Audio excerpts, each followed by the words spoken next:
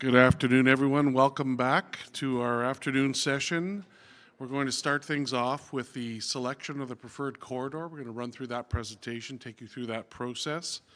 Three of us will be speaking for this, and then after that, there'll be Michelle's going to remain on stage. She's got a busy afternoon. And she and Stephen Lindley will be talking about the evolution of A-tree practices on projects. So, let's get started. Just give you a bit of an overview of this process. It gets a bit complex at times. We start with sort of a more subjective approach, looking at the advantages and disadvantages of each of the corridor alternatives. From there, we select different alternatives to move forward. There's the identification of factors, criteria, and indicators. And then there's the weighting and scoring system. We'll talk a little bit about data limitations, the results of this work, and then present the preferred corridor to you and talk about the next steps on the project.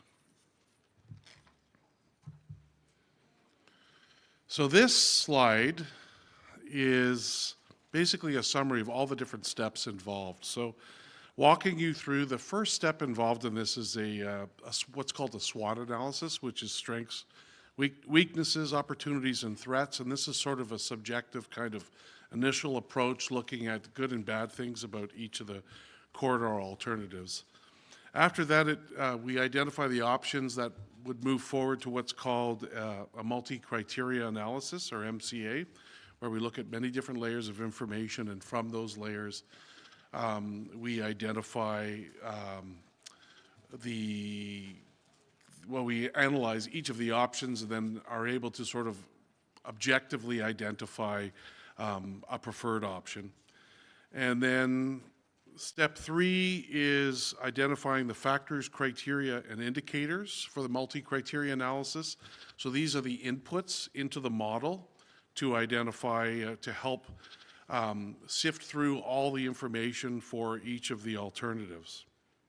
Then there's the next couple of steps, which are basically the running of the model, compiling the data, and then rerunning the model. So it's an iterative process, and out of that process comes a lot of statistics that allow us to more objectively identify a preferred corridor alternative.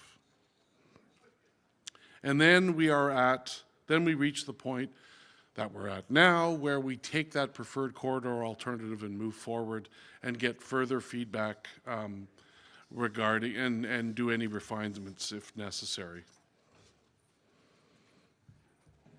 So in terms of the SWOT analysis, this is work that has occurred over a number of years, starting in 2021, where we had 2 corridors, existing corridor west and existing corridor east. In 2024, Impact Assessment Agency of Canada requested that additional corridors be looked at due to caribou concerns. These were called the West 1 and West 2 corridors. And then in 2025, another SWOT analysis was conducted, concluding that what's called the East Corridor West, or existing Corridor West, as the most favorable. So this went forward with the existing Corridor East for further assessment, and that's what we're going to walk you through today. So this is quite a complex slide. There's a lot of information on it.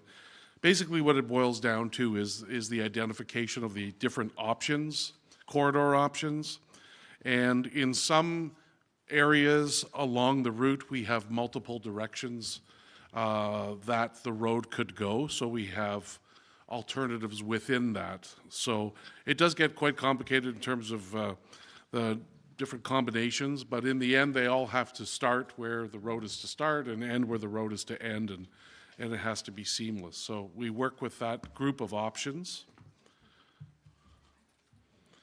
And then in terms of the use of factors, criteria, and indicators, these are the inputs into the model.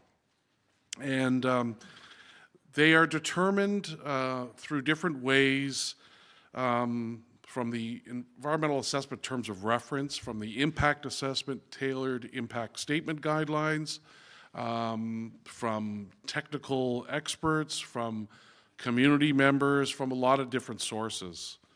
And then these are used to complete that multi-criteria analysis, or the MCA, that allows you to compare objectively advantages and disadvantages of the corridor options.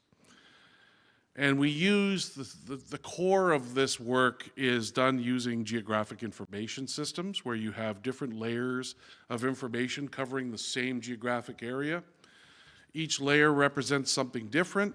They are overlaid on each other, and the computer and the software go through a process of looking through all these, and based on a weighting and scoring system, which we'll get into in a second, is able to come up with a series of statistics that helps us make decisions as to which corridor is the most preferred.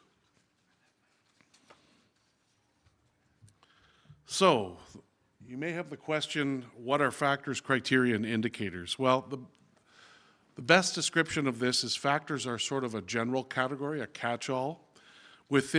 So for example, if we were to look at biological environment, one factor that people are pretty familiar with, within that you could have any number of criteria, including caribou, wolverine, bats, fish, and fish habitat, wetlands, a lot of different criteria within that.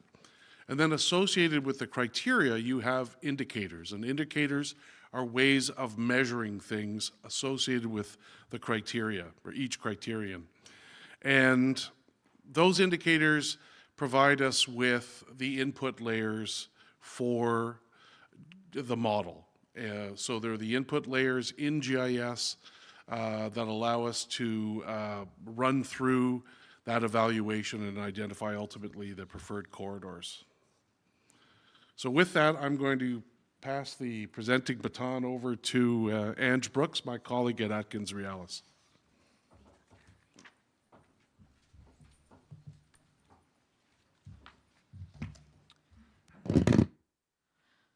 Okay, so I will give you guys an example of an indicator and how that was included in the model. So what we have here is a couple of maps showing the crossing of the Attawapiskat River. So on the left, we just have the river highlighted, and you can see the two corridor options going over the river. So what is measured is the actual area in hectares of how much of the water body is crossed. And then on the right-hand side, the green is the boundary of the Attawapiskat-Etoskawin Provincial Park. And for that one, we measure the number of hectares of provincial park crossed.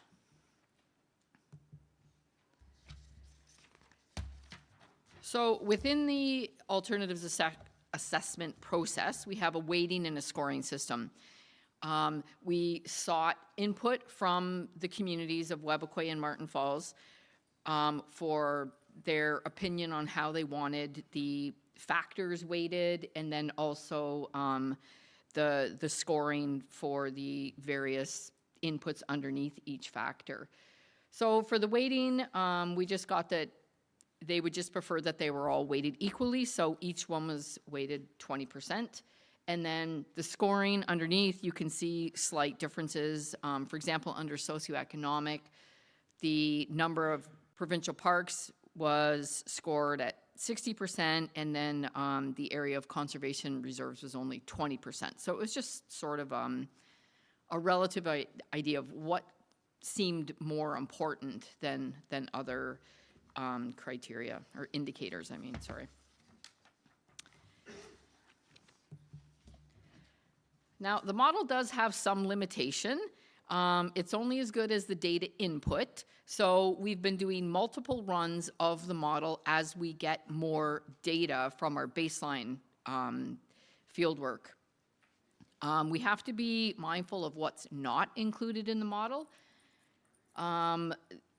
Some of the data and indicators just aren't suitable. It's either too complex, or it's incomplete, or it's not spatial data. So we have to have data that's measurable by numbers. So we often get asked what isn't in the model, and one of the examples that we frequently give falls under the Indigenous land use and interest factor, because we didn't want to use very specific information. So we just kind of kept it as a broad category, and we didn't drill down into very specifics, for example, berry picking areas or sacred sites. So we just kept it as Indigenous values. You'll see that a little bit further in the presentation. So the next two slides just show a list of our factors, and there you can see the 20% weighting, and then we have the list of criteria, and then how the criteria was weighted. And it was basically, again, just split up by how many criteria we had. So under Indigenous land use and interest, we just had 3 criteria, so it was split evenly. So each one was just weighted 33%. And then on the very far right, we have the an additional weighting that was given in the model. And again, this was based on feedback from the communities and stakeholders on what they deemed to be more important, and that we wanted to have a higher weight on that so that it would be more represented in the model.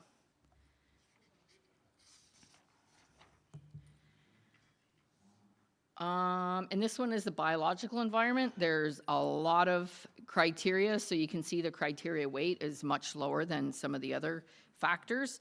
And on this one, the weighting on the right-hand side, you can see there were only 2 criteria that weren't weighted at all, and that was chimney swift and whippoorwill. And this was because MECP requested that we include them in our list of species at risk, but their actual range is south of the corridor, so we don't get those species coming into the area, so we just weighted them as 0 because we never had them come up in any of our field work. This is one of the results. This is how the data is displayed on a map, and it's just called a heat map. It's easier if you see the 2 insets, Group A, the little 2 options at the top, and then Group B, which are the options around the river crossing. And basically, the darker the green, the more preferred the area is, and then if you have any yellow or orange, dark orange, it's considered to be less preferred. So that just means there'd be more important factors in that specific geographic area. And you can really see that in the Group A cluster. You can see the dark orange on the western option up there on the right. This is another way we see the results, numerical. Again, this is looking at Group A, the little option up at the north end of the corridor. And you can see here that quite clearly, F1 on the left is less preferred. Almost every factor is coming up as red. And conversely, F2, most factors other than Indigenous land use and interest is coming up as green, as more preferred.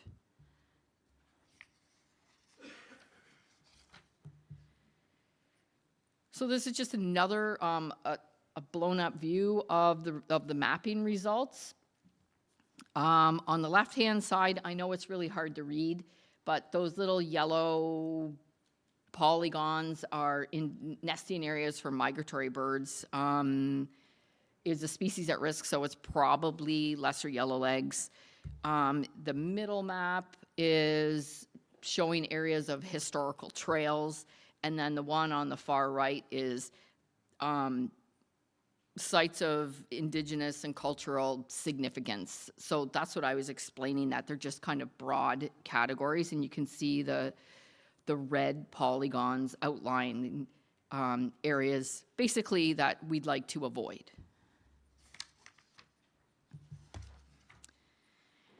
And then this is just a tabular result of all of our options. The little inset maps at the bottom show all of our various corridor options and the tables on the top. And you can pretty clearly see if you remember, green is considered most preferred. So it's coming up pretty obvious that option 3 is the most preferred option. And you can see the ones that are very obvious not preferred, which is option 5 and option 8.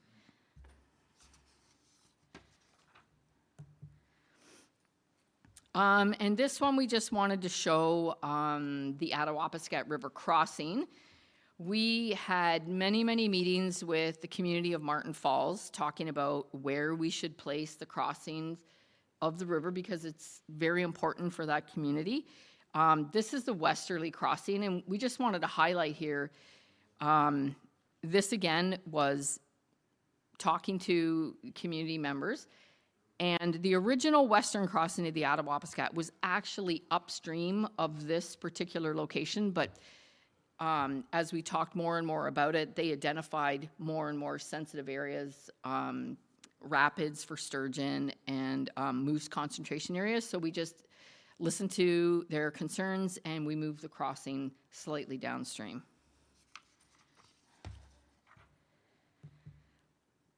Now, after all of the model run and all of the talking to community members and all of our baseline data collection, we end up with our preferred corridor, and this is it in Technicolor.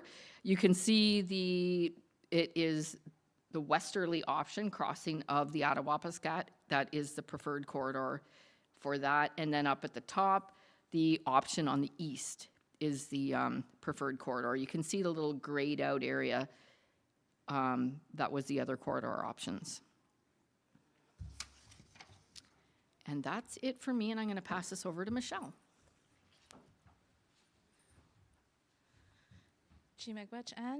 My name is Michelle Nasirani Boujou. I am the team that's working on the Aboriginal and/or Treaty Rights and Interests Assessment as part of the overall environmental assessment for the proposed Northern Road Link project. As part of our work, we had, through best practices and our experience, launched an innovative program called the Indigenous Knowledge Program.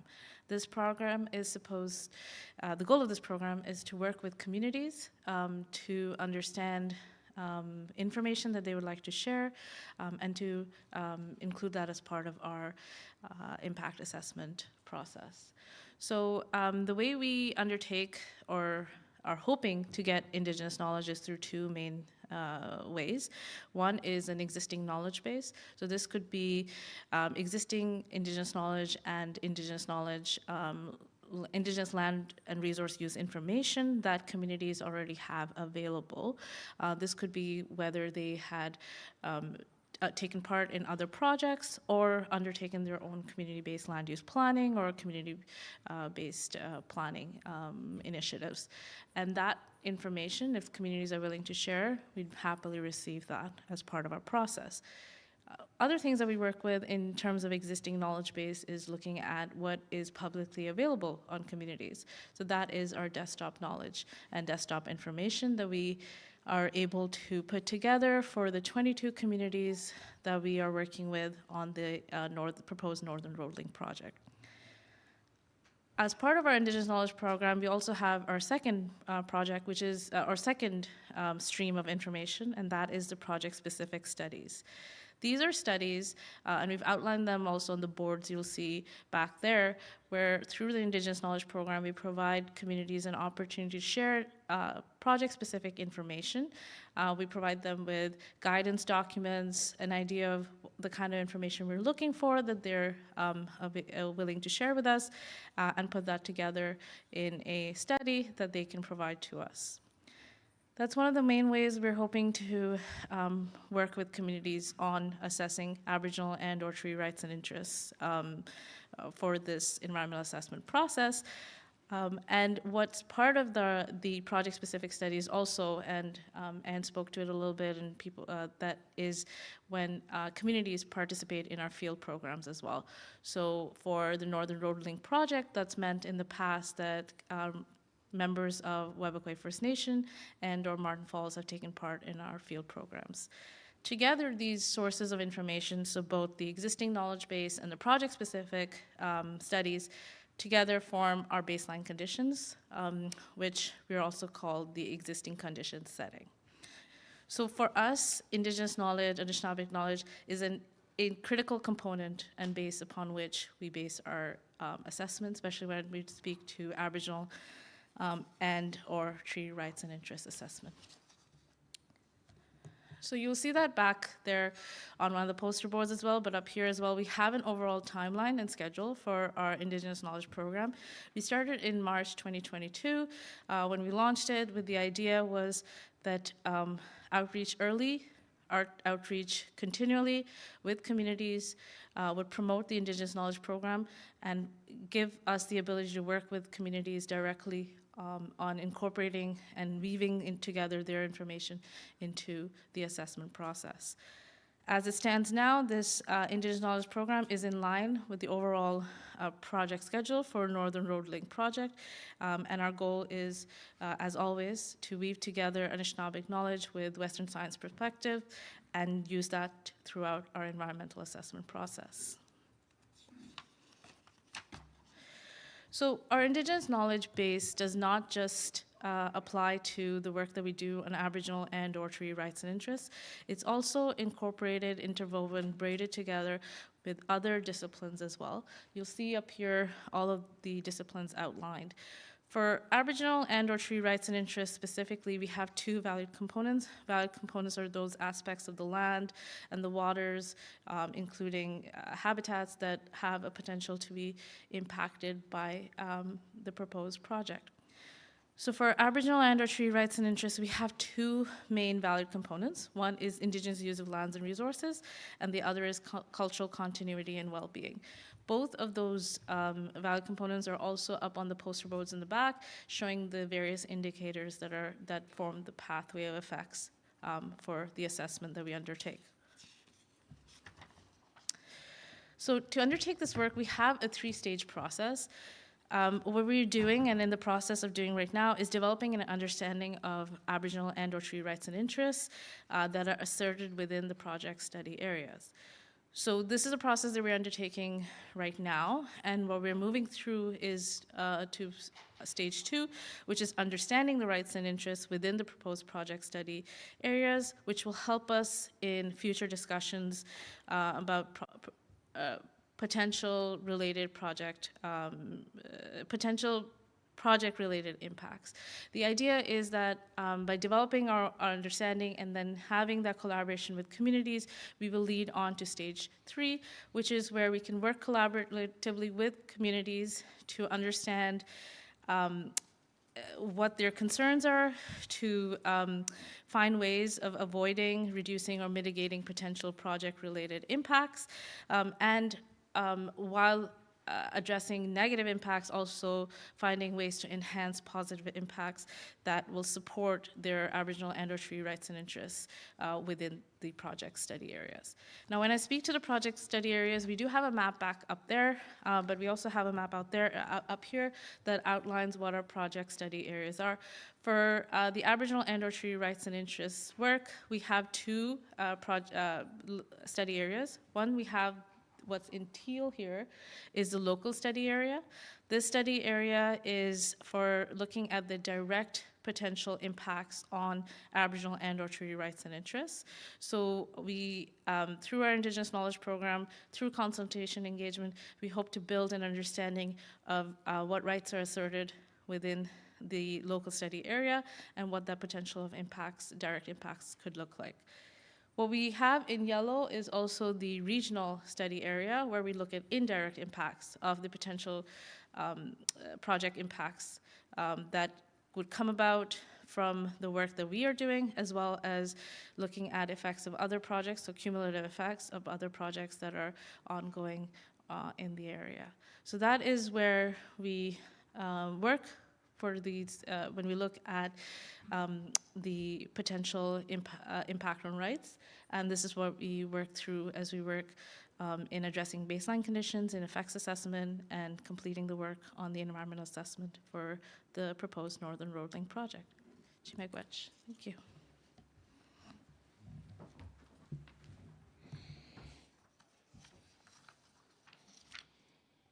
So in terms of where we are now,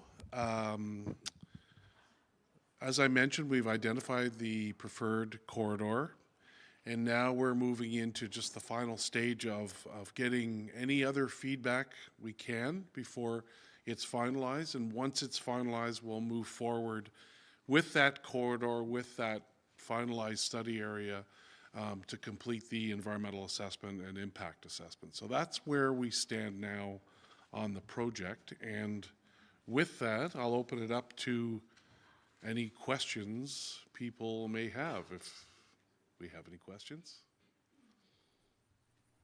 And if we do, if someone can run the microphone, can anyone run the microphone over to our person with a question? Anyone on? Oh, there we go.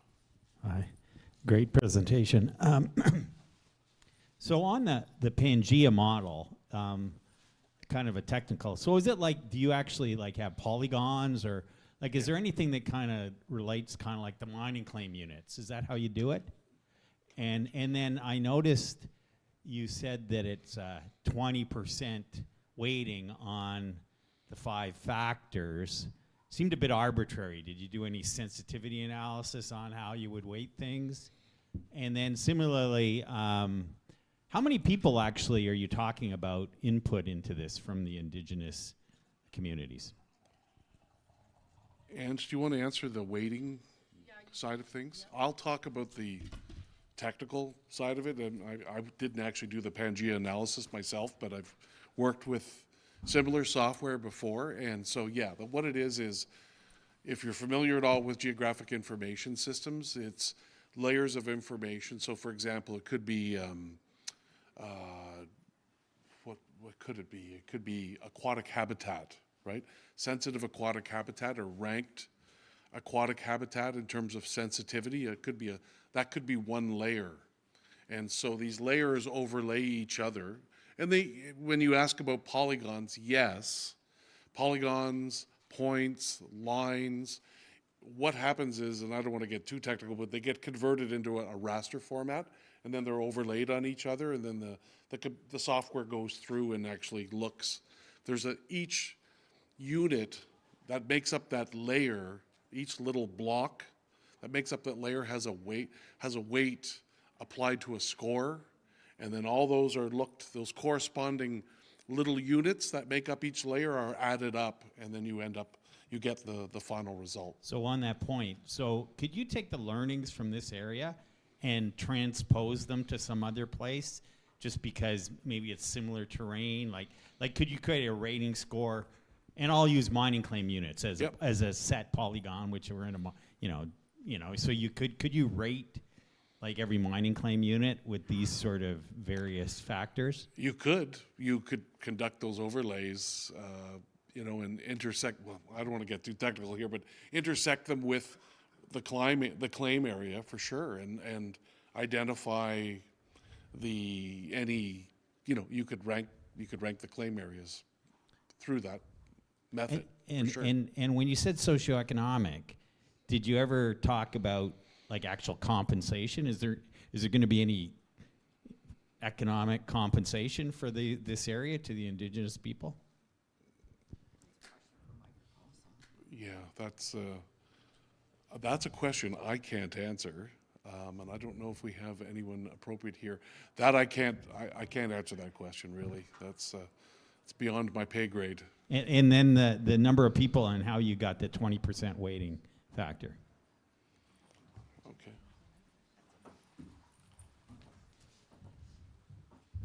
Okay, so do you mean number of people in the communities that we talked to? Yeah, because you right at the start of your presentation, you said they decided on equal weight for the 5 factors.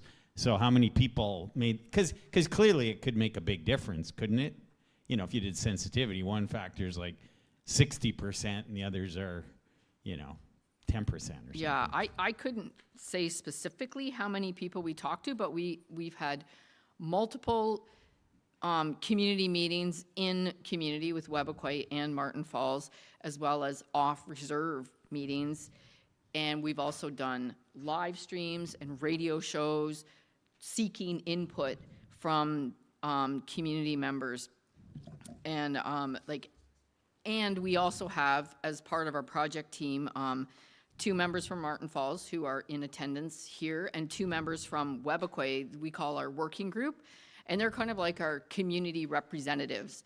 And we rely on them quite a bit for their input as a community representative to help us figuring out all of like how to apply this data and the weightings and all of that. So we've had many, many meetings seeking input.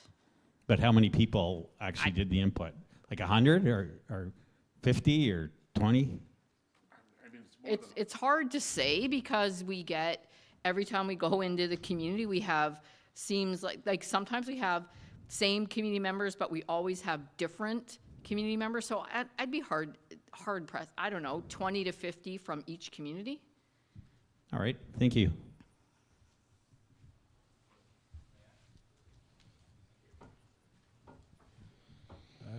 Ani wache buju Nila Bakwachinanu, Misinabi, and Donchi. My name is Tataran Hordavenko. I am a member of the Misinabi Cree First Nation. I work as the Mineral Development Advisor within our Lands Department, and I am a member, a supporting delegate at the Regional Assessment Working Group. I've been learning about this process aside from what we're doing at the Regional Assessment Working Group. And just to quickly answer this gentleman's questions to the best of my ability, the socioeconomic impacts were something that Misinabi Cree was diligently able to attest to. And counter to our northern communities, they are yet to see what is to come. Ourselves were, as Misinabi Cree people, our trade route was from James Bay down to the Misinabi area. We shared that territory with the Constance Lake First Nation and many others. But by way of those trade routes, the first form of industrial induced development was the railway. The railway changed everything. And from that point on, and it's not too long ago that we just finished the Trans-Canadian Highway. As you may remember, in the late 70s, they finally connected it with the harder route being through Superior. So we're only actually even recently just seeing the consequences of, you know, the transportation networks and the dynamics that they influence everything. And to speak to the socioeconomic impacts, we had a lot to offer to the Regional Assessment Working Group, seeing as we have about 120 years of this development in our backyard, and that definitely expedited the 60 Scoop residential school. They were able to access our areas very quickly.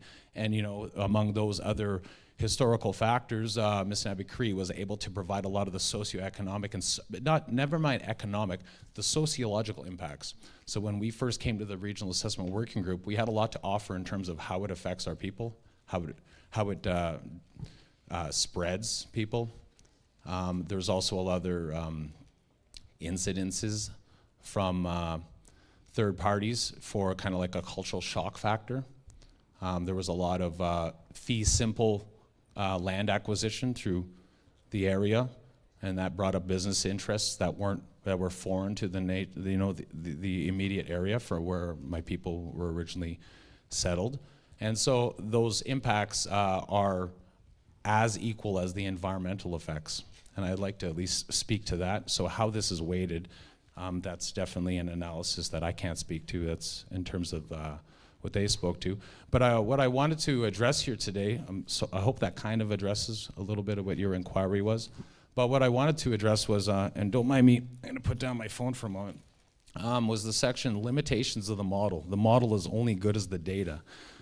So one of the factors that we've been realizing, we're working with Alamos Gold, they're in our backyard, and we're having a bit of an issue with the siloed, not only in industries, different ministries, but the data.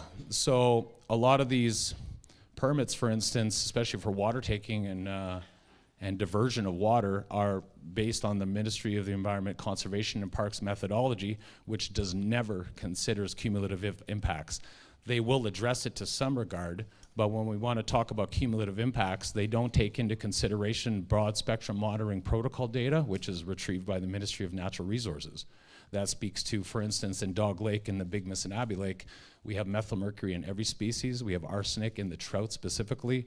We have organochloride, and there's another forever chemical, likely due to spraying for the forestry activities. But all these data is sitting in the M&R archives of data. And then we have the water quality monitoring network for the province. For us ourselves, and we need to actually hire a proper scientist because the data doesn't make any sense. But none of those data are actually incorporated or studied when it comes down to offering a permit for, for instance, cumulative impacts for water taking in a watershed. The watershed itself is dependent on precipitation, snow load that year, and what you're doing is you're seeing a big spread of issues that are happening in regards to if we have a bad year, they slightly take that into consideration, but we have forestry on the outskirts of these headwaters, and we're getting sediment loading and nutrient loading in the water, and they're starting to change the dynamics, and none of this is into question when we take a certain permit. So when I see the model is only good as the data, I'm very curious as to whether the data was captured from who, from what. I'll give an example. Through the Regional Assessment Working Group, the foundation of hydrological characteristics up in the Ring of Fire area move west to east. You think everything would be south-north because we think of a watershed, but then we have a west to east hydrological feature, and the road is moving south-north. Now a lot of this can be mediated, but obviously when we're thinking culverts and so forth, we need to consider 1 in 100-year storms. We need to understand that the foundation of where we're building the road is often to sink. There's a lot of examples of floating roads in Scotland. I encourage you to have a look. But as those dynamics change, I don't know if that data made its way into the model. I'm not countering the road. I think these options are great, but I do wonder what data sets are actually being put into this for a true environmental assessment. One of the other examples, forgive me, if I may look, when you weighted the criteria,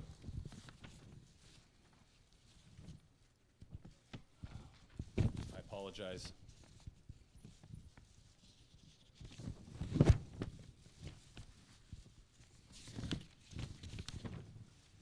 Sorry, I can't go. Okay, the option to move on the western front versus the alternative on the eastern front, there was some weightedness for wetland and riparian habitats. Now, there's a lot of information on what those wetlands and those habitats are actually holding. Most people think about carbon alone, but there are other sediments and different criteria, chemical compounds that can be attributed. So what does that disruption mean? And when we pull all this together, and I'm sorry I'm being so quick on this, when we look at the dynamics of Bill 5, one project, one process, I don't understand how we're not taking all the data from all the other silos to actually have one consecutive process. And with that being said, we're looking at, as I mentioned, with the hydrology moving west to east and a road moving south-north, we're looking at a perpendicular, segregation. So what does that mean for actual fish species? Is the DFO involved in any of this process? Because if we're looking at one project, one process, we actually have to go beyond the bounds of just Ontario and actually consider the aquatic species and other criteria that, not to say you guys missed, but I feel this is a public opportunity to actually speak on these issues. I'm feeling them at home in our permitting process and our review, and it's very difficult. And in terms of what the gentleman was seeking in terms of Indigenous input, it is very difficult. We are more of an urbanized community, Minisinabe Cree. We have hubs from Ontario, from Toronto to London, dispersion from residential schools has definitely spread our community. But what I've learned, and I've learned a lot about protocol in terms of visiting sister nations up north, and I'm becoming more familiar, it's not a matter of who makes the meeting where you guys decide. It's a matter of actually meaningfully engaging. Sometimes it requires a specific person from that community, but we can't expect the information to come flooding to you when you have time. There are examples of the Gitchokwe up in the Northwest Territories where the minister actually visited each community. And by that way, and I understand this is a more modern treaty, it's not based on Treaty 9 rights and so forth, but the modern treaty actually offered an opportunity where the government had to engage, and the minister himself went to all the communities. I don't know what the cost was, but I know it was a meaningful representation of what it is to truly engage with the community. For that, thank you for listening to me. Miigwech, everybody.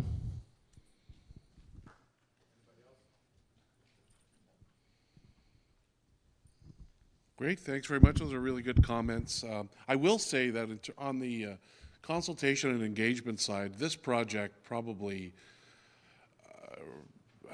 undertook some of the most innovative and extensive consultation and engagement ever seen before on projects of a similar nature. And, I'm happy to talk to you about that in more detail.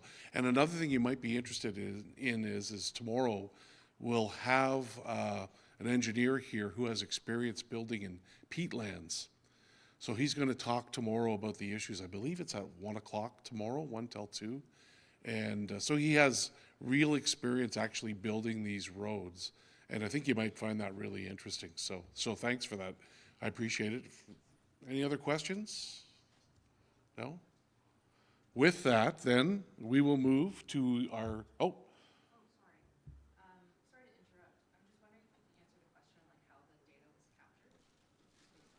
how the data was, well, I mean, that's a big question. So there was field work, there was existing data sources.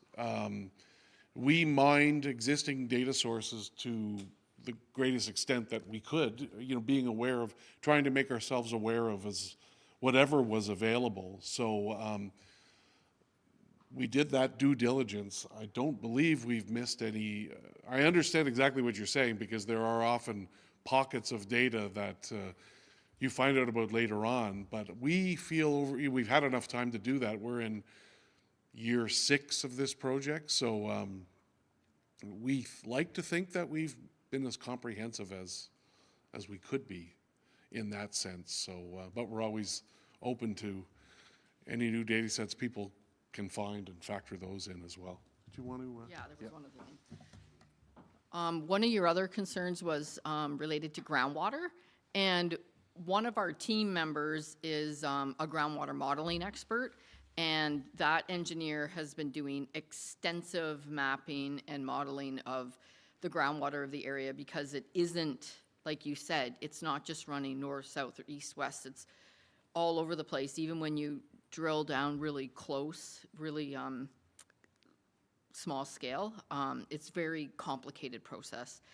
And I think one of the other comments or questions you asked was talking to federal and provincial agencies. And we have bi-weekly calls with provincial and federal regulators we've had from day one of the project. So we're always in contact with both federal and provincial representatives.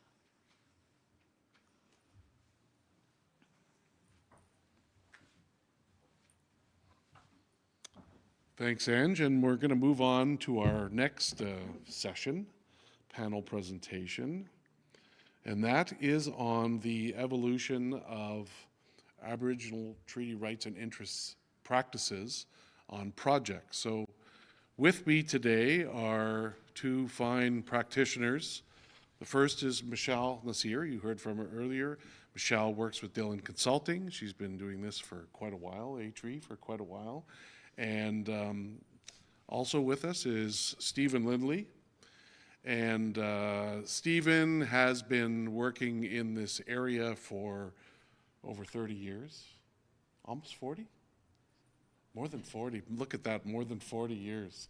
Stephen is with the appropriately named firm Stephen Lindley Consulting Incorporated.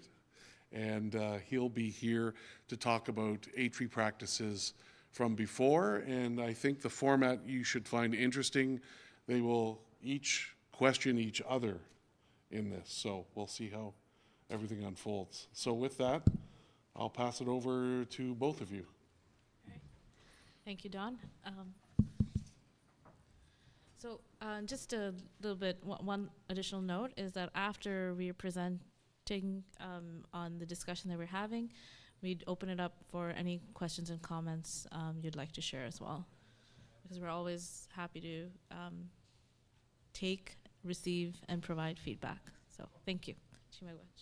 So my very first question is just showing the evolution of Aboriginal and/or treaty rights and interest assessments, especially in Ontario. I'm going to ask Steve to share his experiences from before even the Indian Act and the Constitution that he's been able to be part of. And then I'll speak to more so of the most recent experience on the Northern Road Link and how we're trying to find innovative approaches to undertake this work. So, Steve.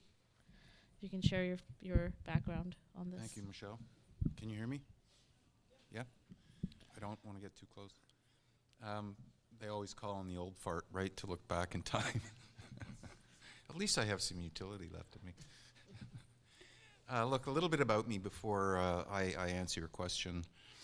I graduated with a master's in rural planning from the University of Guelph in 1982. The Constitution of Canada came into effect in 1982. The Environmental Assessment Act of Ontario came into effect in 1979. And for the first number of years, it only applied to government projects. In my experience, coming out of the university, and I did have lived experience, I prepared a comprehensive community plan for the Muskrat Dam First Nation in 1982. And we were working on some regional planning at that time. And there may be others in the room old enough to remember that we used to call the Northwest Ontario planning area the West Patricia planning area. My first job was with the Royal Commission on the Northern Environment, and I'll bet you nobody knows what that was. Back in the late 70s and early 80s, commissions and inquiries were really popular, and they kind of stood in proxy for the kind of work that the team is doing now on projects of the scale like we're looking at here. And it's not just this project. I do a lot of work with Hydro One, and the methodologies are slightly different, but pretty much similar. But going back, people might remember the Berger Commission. Does anybody remember the Berger Commission? So the Berger Commission was really, really important groundbreaking work. It was tied in part to treaty negotiation, and it was around the project, which was to bring a high-capacity pipeline from the coast, the Arctic coast, down to the main pipeline systems in southern Canada. And of course, throughout the Northwest Territories, that was pretty much unceded territory. There was a lot of treaty issues around rights and entitlement. And probably everybody in the room knows that another thing that was happening in the late 70s and early 80s was the negotiation of what we call modern treaties or land claims. There was a lot of energy in the room, in the communities, going into the negotiation of treaty rights and making claims around what were treaty rights. So when I got to the Royal Commission on the Northern Environment in 1983, that was also an inquiry, very similar to Berger, but without a project. So it was started around the time when the province was negotiating forest management agreements, and the people in the room old enough will remember that that was very, very contentious as to who has the right to make decisions around the extraction of forest products from obviously what we call now traditional territories. There was very little discussion around traditional territories back in the early 80s, I can promise you. So you have to follow that path to understand where we are today. And we had two groundbreaking Supreme Court decisions that really helped guide the industry. We had Taku River, and we had the Taku River Tinglet and the Haida decisions. And I just want to read what AI told me, the brief summary of what those treaties, or those Supreme Court decisions told us. So the Haida decision established that the duty to consult and accommodate exists even when Aboriginal title or rights are asserted but not yet proven. That sounds really, really ancient when you read it today, right? Inferring that there was a point in time where you didn't have to be consulted if you couldn't prove you had treaty rights and interests. You didn't have to be consulted. Taku River confirmed the duty applies even if a project has gone through an environmental assessment process. These just sound so old-fashioned from where we are now, right? Yep. So as a practitioner, the commission wrapped up in '84, and I went to the Ministry of Environment for a brief period, and then went into the consulting world and have been there ever since. Spent many years at SNC-Lavalin, now Atkins Realis, and now on my own. I can't tell you, we're still debating it, but I can't tell you how intense the debates were within the community, our community, the consulting and project community, around interpreting these two decisions, because of course the real question is how much is enough? Okay, we have a duty. Great, we've established that. But how much is enough? And how many people? The gentleman asked the question, how many people do you talk to? Well, how many is enough? And who are the right people? And how do you know when you're getting the right information from the right people or you're not getting the right information from the right people? So when I first started in the industry, duty to consult was checkbox, absolute checkbox. Okay, we'll have one meeting at the beginning of the project. We'll definitely have a meeting after the decision has been made and the environmental assessment has been done. And then over time, we inserted another meeting in the middle where we shared alternatives, because I've done a lot of work on linear structures. And you could only get the people to the meetings if you had a feast, because the people really weren't well enough aware of what the projects really were. It's not that they weren't interested, it's just that they weren't really tuned into what these, and I worked in a lot of the remote communities in Northern Ontario. And it's still a challenge for us to try and get people to understand exactly what these projects are for, why they're being done, and how they can benefit the communities. It's not all just impacts, right? And that's part of what we look at when we look at socioeconomic assessments and obviously the ATRI assessment, but that's all really new. We haven't really been doing specific ATRI assessments until last handful of years, maybe 10 at the very most. The first project I was involved in where we got close to what I would call an ATRI assessment was actually an Indigenous-owned project. It was the James Bay Cree transmission line that was owned by Mushkegowuk Council. And it's called Omushkego-Eskateo, I can't remember the English word. But it was essentially a high-capacity line that would connect communities that were generating electricity from diesel up along the west coast of James Bay. And we hired community members to help us collect data. So Dawn mentioned that we do data through published information, field work, and through people. So we kind of combined that, and it was one of the first projects I worked on that actually incorporated Indigenous knowledge. And it was collected by the community members, for the community members. It was remember, it was an Indigenous project owned by Mushkegowuk Council up in the Northeast. And we worked tirelessly with elders to try and understand exactly where sensitive areas were, what we should be looking at when we're making routing selection. And I'm going to tell you a story because I think it's helpful. I'm sorry, Michelle, but it's probably, I'll probably spew everything I got out first and then there won't be much left. We were really struggling with the project. The routing was challenging. There were lots of concerns, a lot of it human. We don't want change. And you run into that. That's not an Indigenous thing, that's a human thing. And I'll never forget, we were in Fort Albany First Nation in the middle of February. It was so cold. The generator broke down one night. I don't think I've ever been that cold in my life. I put everything I had on in my suitcase. Anyway, we ended up with an elders meeting, and the elders came. The Winter Road was active, and that's largely why we were doing it in February, so that we could get people gathered in Fort Albany for an elders gathering. And we had probably 150 elders from the 5 participating communities. It was really, really something. It's the first time I'd ever experienced it. And we got into the room, and all the women were sitting on one side of the room, and all the men were sitting on the other side of the room. So we went through a similar presentation to what we did here and opened it to questions. Well, the men came flooding to the microphones and they were slamming tables and we're going to ruin the environment. We're going to destroy the 7th generation. This is abysmal. Go home. Then a woman stood up and said, these old men don't know what they're talking about.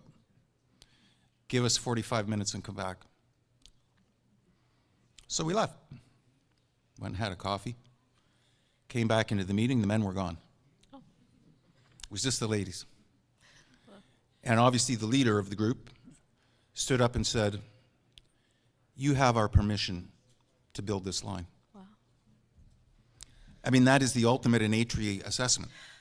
It doesn't get any better than that, where we actually had consensus, so it met the requirements of FPIC, which is under UNDRIP for the people who aren't aware, free, prior, informed consent. And we're now debating the word consent in our court systems, and we will be for a generation or two. What does consent mean? When does somebody have the authority to actually participate in the decision-making? What does participate mean? So that's past ATRI. But it's all part, I hope I'm building sort of a river, a continuum of what this is all about and how we've landed where we've landed. Another really critical element in all of this is that we are more and more and more seeing young people coming into the industry and participating with their Indigenous worldview on projects like this. And we have a number of Indigenous people working on the technical aspects of this project. And it's really something to see. The pipeline is nowhere near full enough. Everybody in this room would know that. But it's getting better. And there are more and more people with professional accreditation coming into our processes. And it's making amazing difference. It's an amazing difference. When you have two Indigenous people talking to each other about the project, that conversation is very different than if you have an engineer talking to the Lands and Resources Director. That conversation is very different. So that's my kind of spew. Follow the history of how rights were defined. We wouldn't be doing any of this if the courts hadn't defined that there was a necessity to identify rights and to consult and protect. Now we're into protect rights. And that's what we're doing. Rights and interests. Interest wasn't even a word back in the day. I mean, rights was court words. Those were words coming out of the Supreme Court and First Nations leadership. So we've come a long way. And when you think about it, I mean, I'm old, but I'm not that old. I mean, I graduated in '83, and none of this was talked about. Nothing. And checkbox approach to consultation.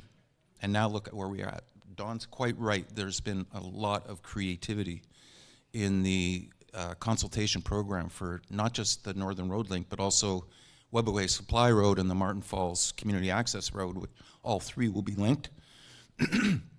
It's been quite something. So, and then doing the ATRI assessment, I mean, governments are coming along. I mean, they will say that they require that, but we really know what it's about is actually getting the communities involved and making sure that we understand. And we don't do this because we have to anymore. We're doing this because we want to partner and work with the communities. And partnering is happening more and more and more and more. Communities are looking for more participation than just a feast at a token community meeting. Anyway, I'll leave it at that. And Michelle, you may have another question or two that you want to take me in another direction, but Sure. I wanted you to take a step back. And is there a definition of rights and or interests that you can speak to? Like, what do you consider are the work that we're doing that define rights? well, look, I don't want to try and be a lawyer, and I don't want to pretend to be an Indigenous leader.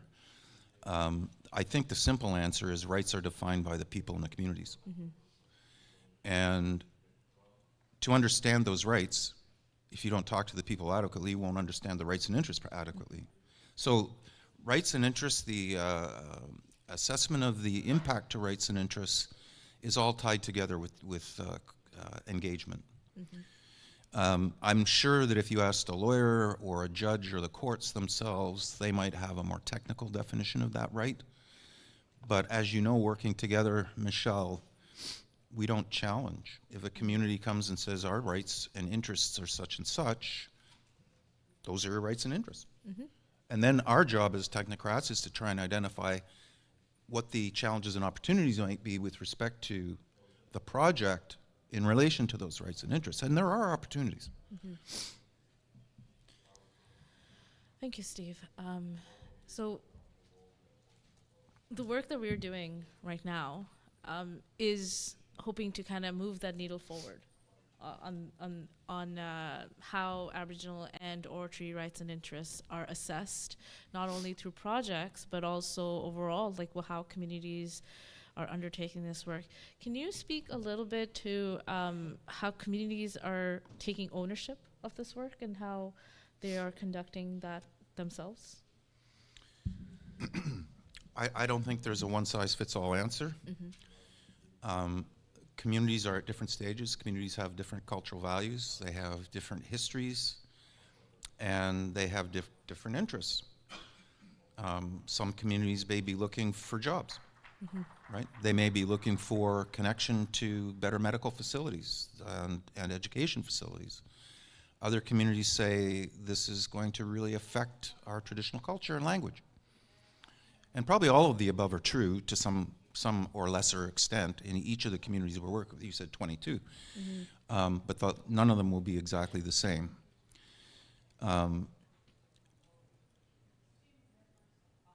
As far as ownership, I'd rather that the leadership of Webquay and Martin Falls answer that question. You know, the motivation for getting behind this project and being the proponents, although fantastic, it's not that unusual anymore. We're seeing a lot of Indigenous-owned entities forming consortia and driving projects. And we have, for those of you who are familiar, in Northwest Ontario, we have a transmission line now being developed by Hydro One, basically from Thunder Bay to just around Red Lake, the Waasigan transmission line, and it's going to be 50% owned by the communities by a number of the communities that are affected. And that was a very difficult decision, and you know, they did their business decisions around who they wanted to partner with. That's great. But then Hydro One, in their negotiations, had to figure out whether or not those were the only communities, whether it was enough communities, whether it was too many communities. So these challenges continue, and ownership is becoming more and more and more the operative word in order to drive projects. So, I mean, and why not? Look, if you're a community and somebody says, we're going to drive a transmission line through your backyard, why? Why my backyard? I fish there, I hunt there, I travel with my canoe and my family. Why? And what am I going to get? So these questions are leading more and more and more to what I would call economic reconciliation, which is another really, really big area of conversation that we're not going to get into today, but everybody in this room has their own ideas to what it means. But what it really means is that you're giving benefits to Indigenous people that are going to improve community well-being, period. So we have to do that now on these projects. We have to look at community well-being. How is this going to help a community be better than it was before? We can't do it like we used to do it, where we cut a check, build a hockey arena, throw some jerseys to the junior team, build the road, and then leave. Those days are done. They're long, long gone. That's what you brought the old fart up for, because we're learning. That's what we used to do. It was pretty woeful. In fact, even that we didn't do much of until probably the 90s. And before that, we did mitigation. That's what we did, mitigation. So if you cut a tree, you plant a tree. If you're concerned about erosion, you put in sediment traps. I mean, that's what we were doing in the 80s, right? No thought to community at all. So we've come a long way. We still got a long way to go, don't get me wrong. Long, long, long way. But if we can start talking, you know, project proponent to community in equal terms, the data, equal data, two-eyed seeing, I'm sure you've heard the term, where we weave, as Michelle said, the Western data and the Indigenous knowledge together. Unbelievable how much overlap there often is. Really unbelievable how much overlap. And then we start talking in our different worldviews and bring the worldviews together to define project. And that's where we're at, and we got to keep getting better at that. We're really just starting with that approach. But ownership is going to be key, not just for the road. Okay, those are my questions for you. Thank you. Anything you'd like to share further, or anything you'd like to express? Anything else? I could probably talk for hours, but maybe it's better that we just throw it out to the room. I guess the only other thing I'll say is that when people in the room are engaging with community on anything, ensure that youth are aware of the opportunities ahead of them, that they have opportunities that can help their community, that can help Turtle Island, and not to be afraid. You know, take your good, strong mind and your energy and bring it to bear. Get involved. You know, we need more Indigenous practitioners, and we're not doing a good job explaining to youth what it means to participate in these types of projects. So anybody that's in the communities, there's always an opportunity. And ensure you're talking to the elders about it. You know, when I told my story about Fort Albany and the James Bay transmission line, that was their key point, is that we see the benefit of this project for the 7 generations.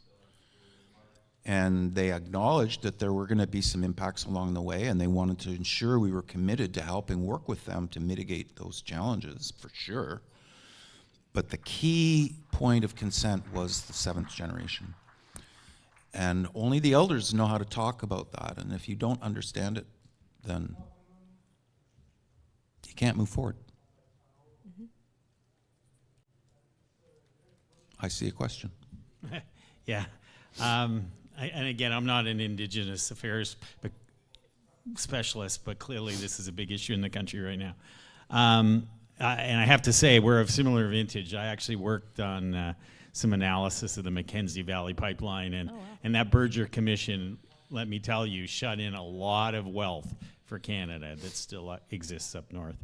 But anyway, more practical, you've got this lifetime of experience. You know, I like future recommendations as opposed to stretched out consultations.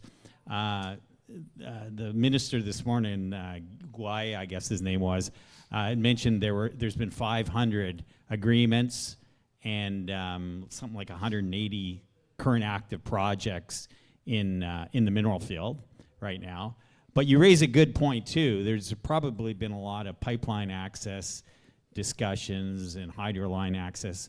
Is there not some opportunity to actually just take all that data, make it public, and start for some grand economist to come up with templates that we can start to replicate? And if that does mean compensation, then so be it. But what I see right now is a really disparate set of ideas and secreted negotiations and a lot of people that are being represented by lawyers who really, you know, they're driving the process in a way that's not necessarily socioeconomically beneficial, not just for the Indigenous communities, but also for Canadians in general. You know, since we do have rights to this land too, you know, we're part of the Crown and we're citizens as well too. So big open-ended question, but I really asking about future recommendations, make this a faster, more prosperous process. That is a big question. Yeah, I'll let the elders speak first and then share my views as well. I think I said my most important things, and that is get youth and elders involved. It's really, really super important. And the more that the elders and youth are involved, the better engagement you'll have with communities on any kind of project. So that's a very big challenge. I'm not saying that's easy.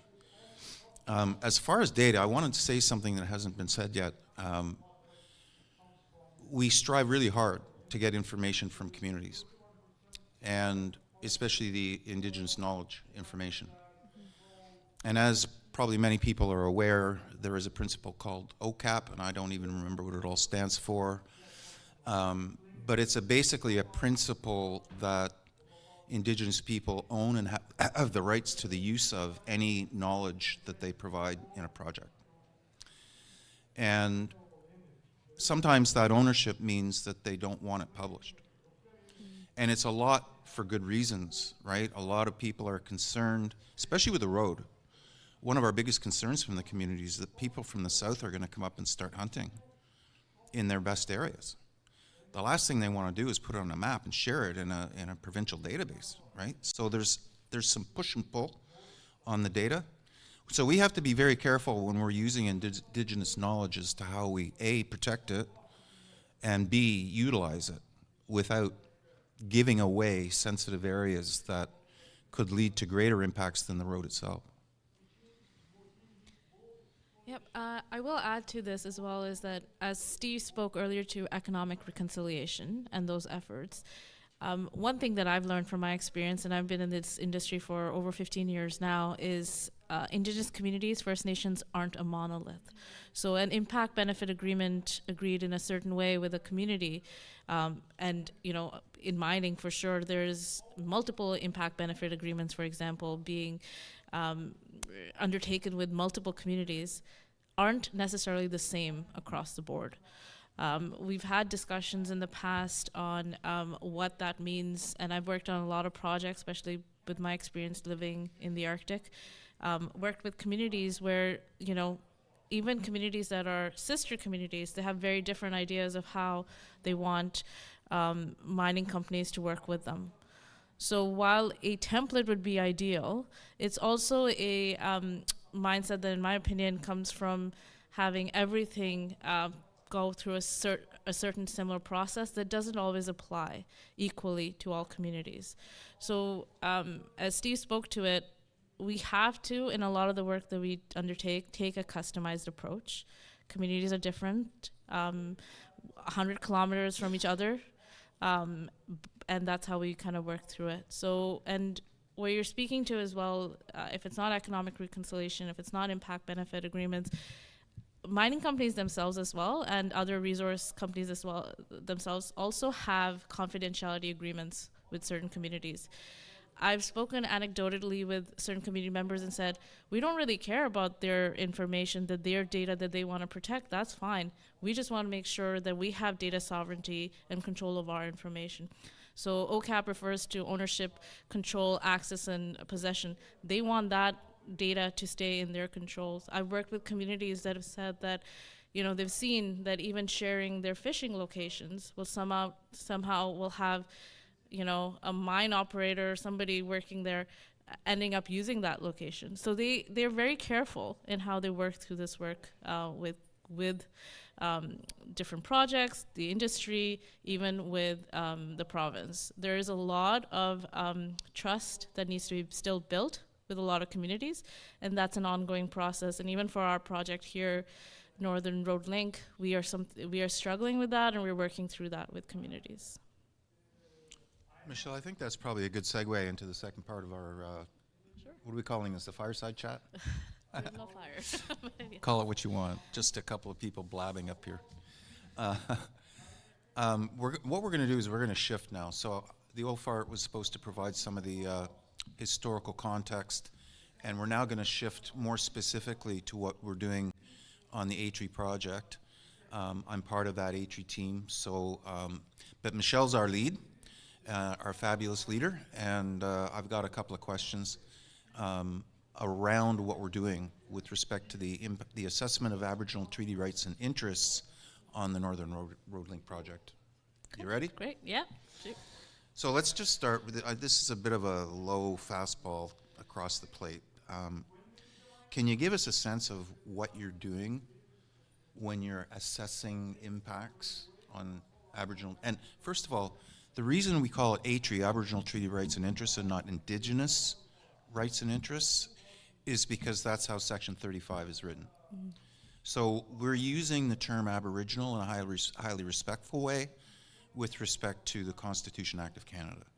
Just wanted to say that. Yeah, like I think if we had a choice, we would call it Indigenous Rights and Interests, but we have to stick to the language that we work within and the regulatory process that we work within. So I'd spoken to this in our presentation as well. We are going through a 3-step process. What we're at the stage we're at, and it's in the poster boards back there as well, and in our presentation, is that we're setting the existing conditions, or how communities currently assert, use, and utilize the lands within which we are conducting our environmental assessment. So for Aboriginal and or tree rights and interests, I'm going to call it ATRI for short, what we're working through is a study areas that we've developed, and these are the study areas that we feel show the extent of where impacts on our projects, impacts of a project have the potential to impact ATRI for the communities that have been identified. What we are hoping to do is, once we set those existing conditions, is validating that information with communities. Validation basically means that this is the information we have available, so whether it's information that comes through our Indigenous Knowledge Program, or information that we've found from publicly available sources, or information that's shared by community members through various means, we take that information back to the community and verify that with them, that this is how we're working through it, this is how it's being considered. Once that process is completed for setting those existing conditions, then we look at effects assessment. Back there, we have our valued components identified. We have two of them: Indigenous use of lands and resources, and cultural continuity and well-being. Both those indicators have, both those valued components have a list of indicators, and those are what we use to create what we call the pathway of effects. So those indicators, whether they have values that where we have to look at thresholds, or values where we have to look at if there's an effect or not an effect. So there's various ways we look at it, but essentially what we undertake with that is to then determine if there will be an impact of the project on these indicators and what that means. When we look at that, we also, and I don't know if that board is up there, but we're looking at both what the impact will be, how it'll be mitigated, and what the residual effects, like what are the leftover impacts of that activity will be. And then we put that through the cumulative effects assessment. So we have a local study area. Maybe I can bring it back up here.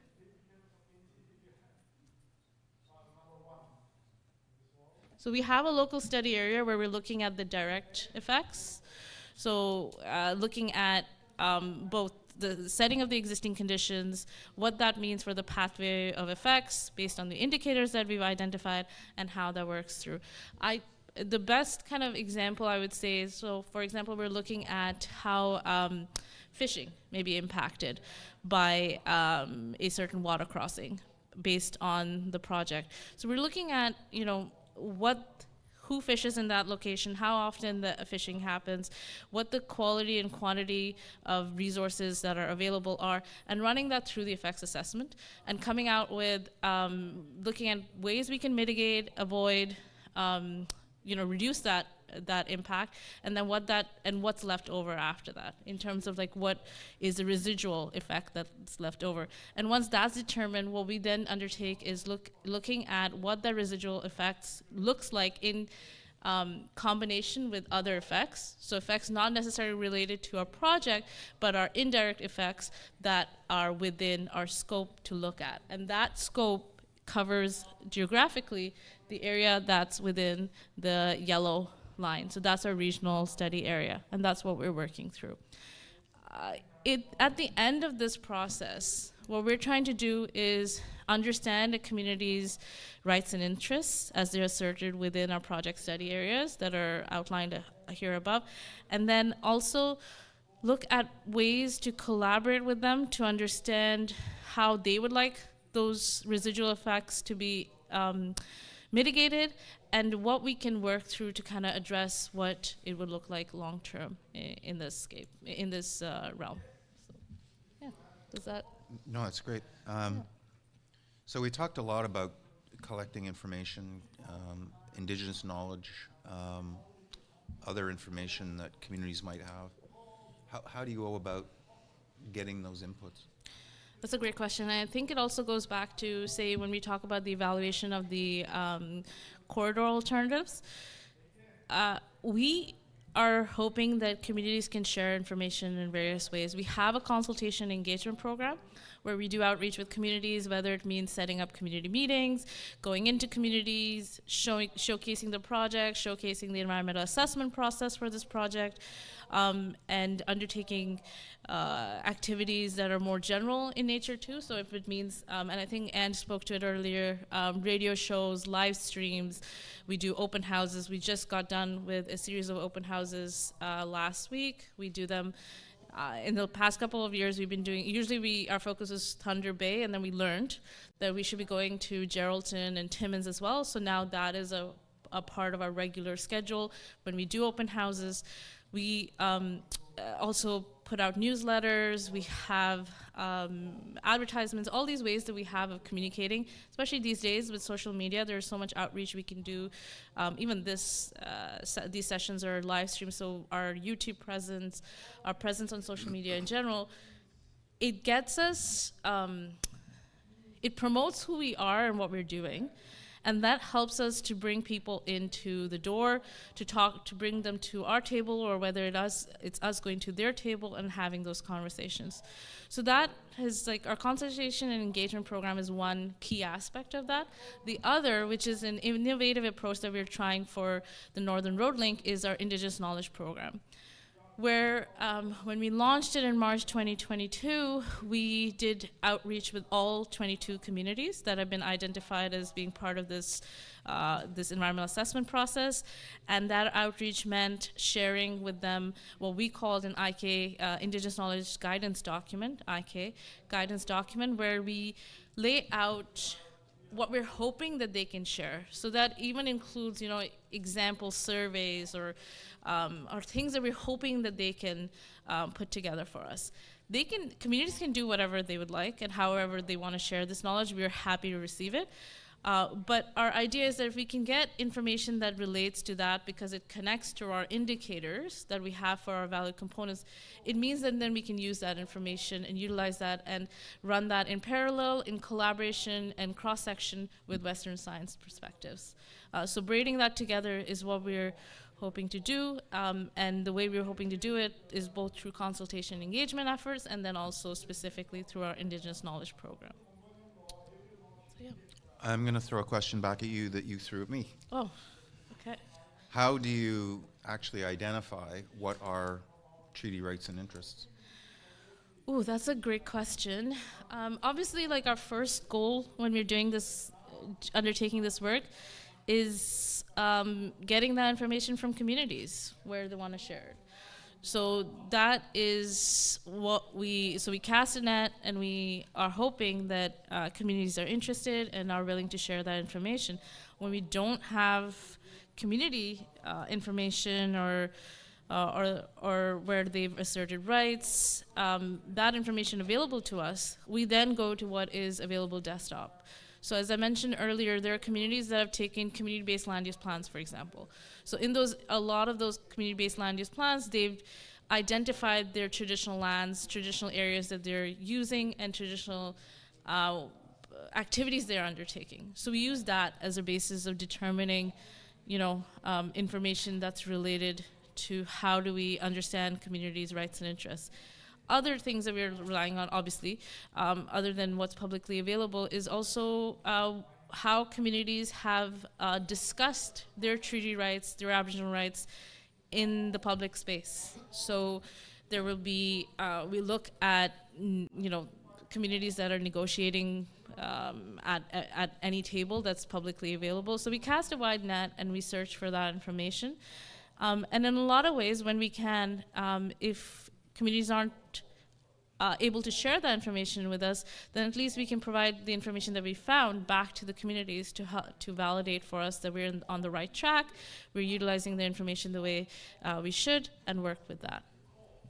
Perfect.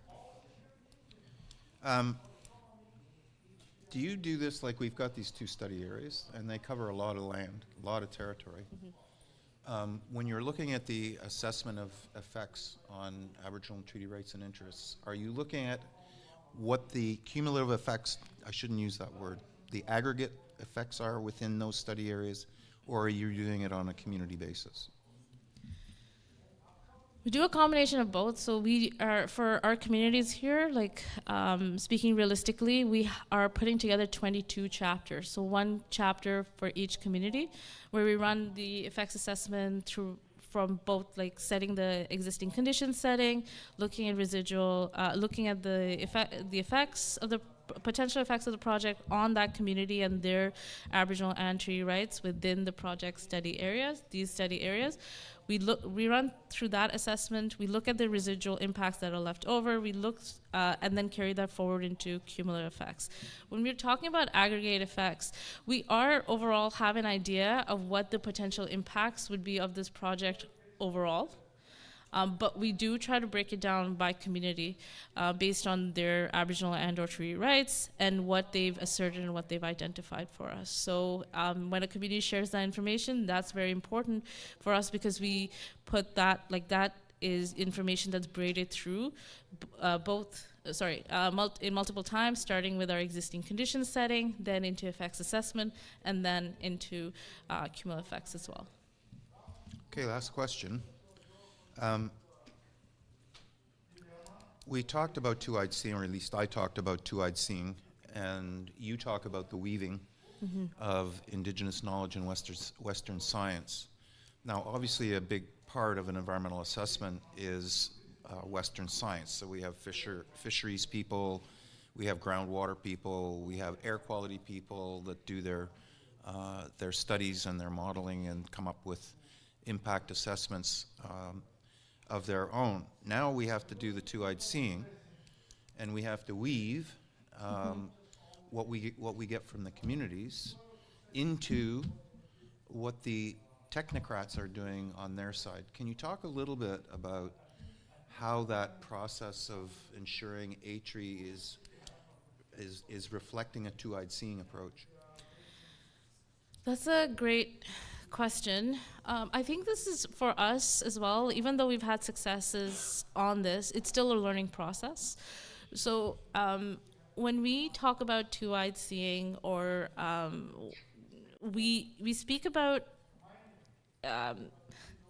processes that run in parallel, that intersect, and that are collaborative. So when we talk about Indigenous knowledge specifically, it depends on what the community is able to share with us. So if the community includes information on, how their rights are impacted by air quality, for example, if they share that information with us, and depending on whether that information is best representing their existing conditions or what they have concerns about for the future, that determines if that information is going to be included right at the existing condition setting. So they could speak about, current air quality and what that means for their community. Or it could mean about concerns that they've raised that we would put through the effects assessment and determine if those concerns are something that would continue into residual effects, or they have been mitigated at the effects assessment stage. So for us, when we're looking at how that information is put forward, it can go into both, into either the existing condition setting, it can go, it make its way into effects assessment, or it can also be included in the cumulative effects. And finally, like the last aspect is that a lot of information that communities would share is also overall considered in the environmental assessment process as a whole, and can at some, in some aspects, be considered when we're undertaking project design. So even after the environmental assessment process is wrapped up, there is Indigenous knowledge or community information that's shared that makes its way into the project design and project execution as well. Thank you. Those are my questions. Are there any questions from participants?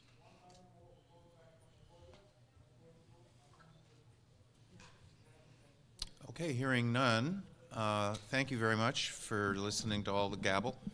And I'll be here. Can't speak for Michelle, but I'll be here for a few minutes afterwards if you want to come up and have some more chat. We'll be here until 4, so please feel free. I'll be beside the poster boards available to chat further. Chimagwesh, thank you. Have a good afternoon.